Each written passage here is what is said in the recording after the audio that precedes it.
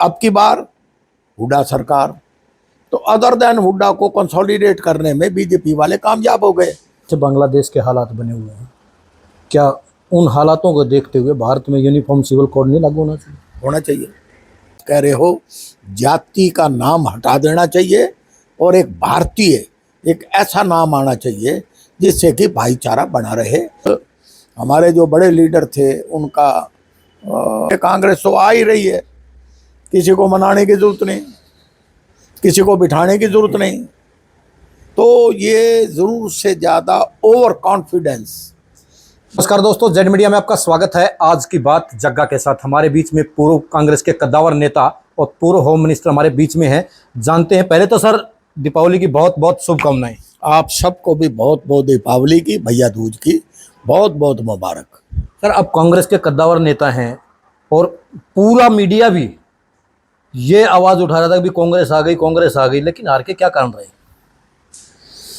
देखिए, कई कारण हैं जो मैं फील करता हूँ। सबसे बड़ा कारण तो ये है कि कांग्रेस पार्टी ने जो ये फार्मूला तय किया कि सिटिंग गेटिंग, ये फार्मूला, ये सबसे ज़्यादा नुकसान, क्योंकि हमारे 31 के करीब एमएलए थे। एंटी इनकम्बेंसी अगर किसी सरकार के खिलाफ होती है तो एमएलए के खिलाफ भी होती है, तो फिर सर्वे किस बात का करवाते हो? सबसे ज़्यादा नुकसान इस बात का हुआ कि सिटिंग गेटिंग का फार्मूला जो पार्टी लीडरशिप ने तय किया, उससे हमें बहुत बड़ा नुकसान हुआ।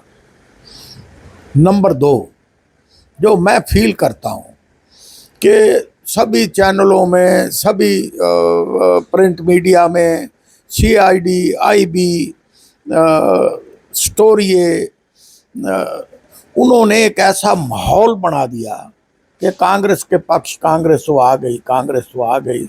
और कुछ हमारे जो बड़े लीडर थे उनका एक स्वाभाविक है कि वो सोचने लगे कांग्रेस तो आ ही रही है, किसी को मनाने की जरूरत नहीं, किसी को बिठाने की जरूरत नहीं। तो ये जरूर से ज़्यादा ओवर कॉन्फिडेंस ये भी कांग्रेस को मार गया। तो इसलिए कई कारण हैं। लेकिन कुछ कांग्रेसी तो ईवीएम पे आवाज उठा रहे थे, लेकिन चुनाव आयोग ने यह कहा कि चुनाव जो हुआ वो निष्पक्ष हुआ है। क्या कहना है? मैंने सबसे पहले ईवीएम के ऊपर मैंने ही सवाल उठाए थे, आज भी मैं उस पर स्टैंड करता हूँ। लेकिन इलेक्शन कमीशन ने जो बात कही है, मैं तो पहले ही कहता हूँ कि मौजूदा भारतीय जनता पार्टी की सरकार जो सेंटर में है, जितनी कॉन्स्टिट्यूशनल जो संस्थाएं हैं, चाहे जुडिशरी है, चाहे इलेक्शन कमीशन है, चाहे मीडिया है, सबको मुट्ठी में कर रखा है। चाहे सीबीआई है, चाहे ईडी है। तो उन्होंने क्या कहा, ये तो पार्टी तय करेगी कि अब ईवीएम की रिपोर्ट आ गई, इलेक्शन कमीशन ने अपना रुख स्पष्ट कर दिया, अब ये सुप्रीम कोर्ट में जाएंगे, सुप्रीम कोर्ट डिसाइड करेगा। जब वो डिसाइड करेगा तब पता लगेगा दूध का दूध, पानी का पानी, क्या सच्चाई है।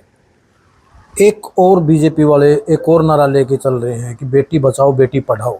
अभी हाल ही में पुलिस में तैनात है जींद के एसपी पे आरोप, यौन शोषण के आरोप लगाए जा रहे हैं। क्या कहना है? देखिए, इसके ऊपर मैं कोई जब तक जांच ना हो, जब तक अब महिला आयोग भी इसकी जांच कर रही है, 100 से ज़्यादा महिला पुलिस कर्मचारी पूरे प्रदेश में अगर सबसे ज़्यादा हैं तो जींद में हैं, सबके स्टेटमेंट लिए जा रहे हैं, तो सच्चाई सामने आ जाएगी। सुमित कुमार एक आईपीएस ऑफिसर है और मैं इसके ऊपर कोई टिप्पणी नहीं करना चाहता। जो जांच में सारी चीज़ सामने आएगी, अगर कोई दोषी होगा तो उसको सज़ा मिलनी चाहिए। दूसरा, एक और, जब भी कोई भी इलेक्शन आता है, सभी राजनीतिक पार्टियां पूरे समाज को जाति और पाति में बांट देती हैं। क्या ये जाति का कॉलम खत्म नहीं होना चाहिए? कॉलम जाति का हटा के भारतीय नहीं होना चाहिए? ये आप बिल्कुल ठीक कह रहे हो। और इसकी कांग्रेस तो एक सेकुलर पार्टी है, ये एजेंडा भारतीय जनता पार्टी का है। ये सोशल इंजीनियरिंग करते हैं, कास्ट कम्बिनेशन, अब आपने देखा नहीं, ये हमारे से कुछ गलतियां हमारे से भी, कांग्रेस पार्टी से भी हुई हैं। उन्होंने पार्टी को थोड़ा पीछे कर दिया और अब की बार हुड्डा सरकार, तो अदर देन हुड्डा को कंसोलिडेट करने में बीजेपी वाले कामयाब हो गए। और कोई विकास का मुद्दा तो है नहीं, कोई और डिफरेंट एजेंडा तो है नहीं। तो इसलिए धर्म और जाति की अगर कोई राजनीति करता है तो वो भारतीय जनता पार्टी है। और मैं समझता हूँ जो आप बात कह रहे हो, जाति का नाम हटा देना चाहिए और एक भारतीय, एक ऐसा नाम आना चाहिए जिससे कि भाईचारा बना रहे और लोगों के अंदर सौहार्द और भाईचारे की भावना पैदा हो। लेकिन आपके कांग्रेस के कुछ नेता ये बोल रहे हैं कि भी जातिगत जनगणना होनी चाहिए, कितना उचित मानते हैं? देखो, जातिगत जनगणना के तो मैं हक में हूँ, वो तो मैं चाहता हूँ कि ये पता लगना चाहिए कि ओबीसी का वोट बैंक कितना है। हमारे पंजाबी समाज का इन्होंने 7% दिखा रखा है मेरे ख्याल में। वैश्य का, महाजन कम्युनिटी का 4.5%, 5% दिखा रखा है। ये करेक्ट नहीं है। अब जैसे फॉर एग्जांपल हमारे पंजाबी समाज के अंदर जो सुनारे हैं, मल्होत्रे, खन्ने, ये सारे पंजाबी हैं, लेकिन उनको बैकवर्ड क्लास के अंदर डाल रखा है। इसी तरह से ये लोकल ब्राह्मण हैं और कुछ जो पाकिस्तान से आए थे वो ब्राह्मण हैं, तो वो पंजाबी हैं जो वेस्ट पंजाब से आए हैं। तो मेरे कहने का मतलब ये है कि हमें पता होना चाहिए कि कितनी जनसंख्या के हिसाब से, और जातिगत जब तक जनगणना नहीं होगी तो ये सच्चाई सामने नहीं आएगी। दूसरा एक और, जैसे आरक्षण की अगर बात करें, क्या आर्थिक आधार पर नहीं होना चाहिए? मैं तो शुरू से इस हक में हूँ कि ये मेरिट और आर्थिक आधार पे होना चाहिए। मैं तो शुरू से, आज से नहीं। देखो, 1947 में पार्टीशन हुई थी, उस वक्त ज़रूरत थी आरक्षण की, आपने आरक्षण दे दिया। आज इस बात को 70 साल से ऊपर हो गए। आप अब जो है अब आर्थिक आधार के ऊपर करो, जो कॉम्पिटेंट है, जो मेरिट के अंदर स्टैंड करते हैं। आज सिलेक्शंस मेरिट के हिसाब से होनी चाहिए। मैं तो कहता हूँ, मैं तो शुरू से कहता आया हूँ। दूसरा एक और, जिस तरह से बांग्लादेश के हालात बने हुए हैं, क्या उन हालातों को देखते हुए भारत में यूनिफॉर्म सिविल कोड नहीं लागू होना चाहिए? होना चाहिए। मैं इसके फेवर में हूँ। मैं चाहता हूँ कि ये जब तक भारतवर्ष के अंदर ये यूनिफॉर्म कोड सिस्टम लागू नहीं होगा, ये देश एक हो ही नहीं सकता। ये बहुत ज़रूरी है। मैं इसके हक में हूँ। लास्ट में लोगों के लिए क्या संदेश छोड़ना चाहेंगे आप? मैं, क्योंकि दिवाली का अवसर है, कल दीपावली है और भैया दूज है, तो मैं प्रदेशवासियों को, शहरवासियों को, सबको अपनी तरफ से हार्दिक बधाई देता हूँ। और साथ ये अपील भी करता हूँ कि पटाखे ना जलाएं, जिससे पोल्यूशन बढ़ेगा, लोगों की हेल्थ पे असर पड़ेगा।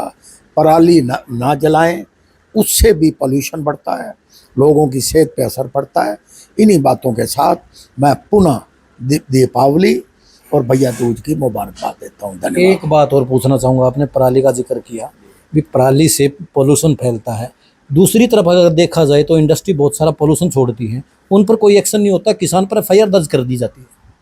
वो भी होना चाहिए, उसके ऊपर भी कंट्रोल होना चाहिए।